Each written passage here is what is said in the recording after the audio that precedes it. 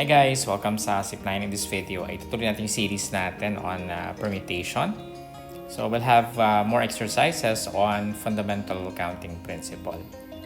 So yung unang practice exercise, how many 3-digit numbers can be formed from the digits 2, 3, 5, 6, 7, and 9 which are divisible by 5 and none of the digits is repeated. Now you can pause the video and solve the problem on your own and then come back later if you already have your answer. Okay, so tuloy na natin yung discussion. Sana ay nakapag-solve kayo at nasagutan nyo ng tama. So here we have 3-digit numbers. We have 1, 2, 3. Yan yung mga digits. And then yung pagpipilian natin na digits ay 2, 3, 5, 6, 7, and 9. At yung condition natin ay dapat divisible siya by 5. Yung 3-digit number na yon. Paano ba natin masasabi pag ang number ay divisible by 5? Dapat yung ones digit niya, it's either 5 or 0, di ba? Pero dito, 5 lang. Ibig sabihin, isa lang yung choice natin sa ones digit niya. So ito na yung 5. Yan na yung digit na 5. What about the hundreds and the tens digit?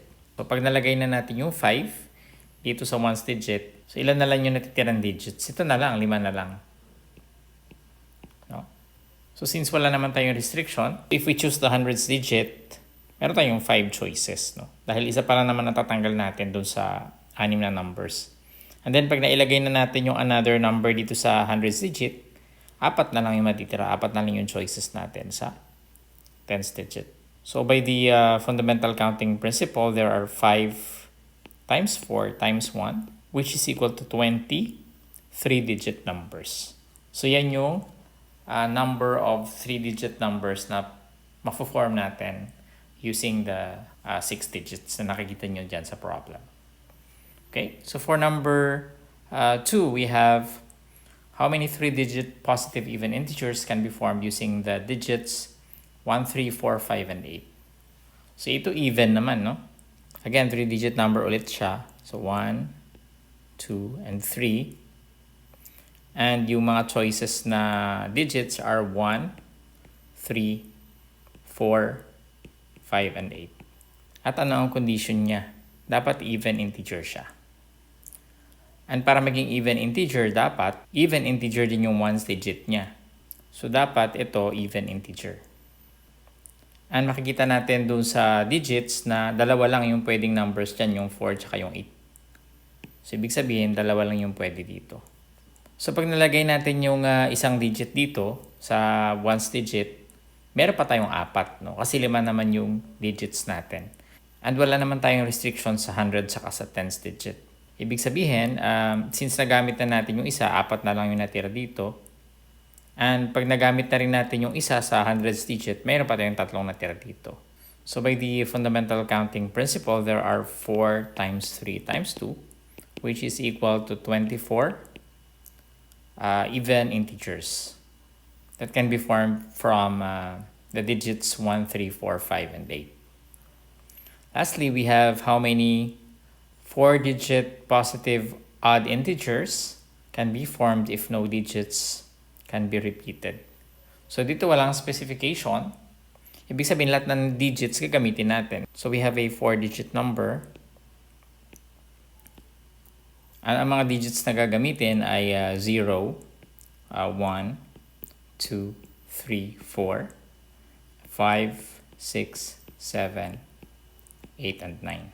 So if we're talking about odd integers, dapat yung nandito sa ones digit ay odd number siya. So how many odd numbers there are? We have 1, we have 3, we have 5, we have 7, and we have 9. So meron tayong 5 na posibleng ilagay dun sa ones digit. So we have 5 choices, no?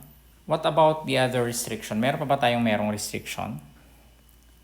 Pag 4-digit number, hindi pwedeng 0 dito, di ba? So pag naglagay na tayo ng isang digit dito, since 10 digits yan, meron pa tayong siyam na natitira. Pero unahin natin dito kasi meron siyang restriction.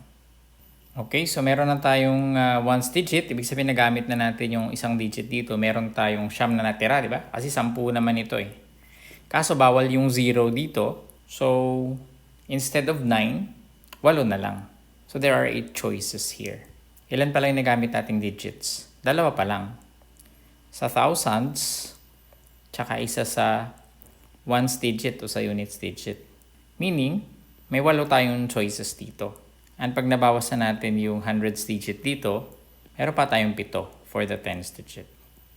Okay? So this is the tens digit. So by the fundamental counting principle, we have 8 times 8 times 7 times 5, which is equal to 2,240 for positive odd integers na pwede nating ma-form using the digits here. Okay, so that's it. Maraming salamat. In the next video, we will have more examples on the problems on fundamental counting principle.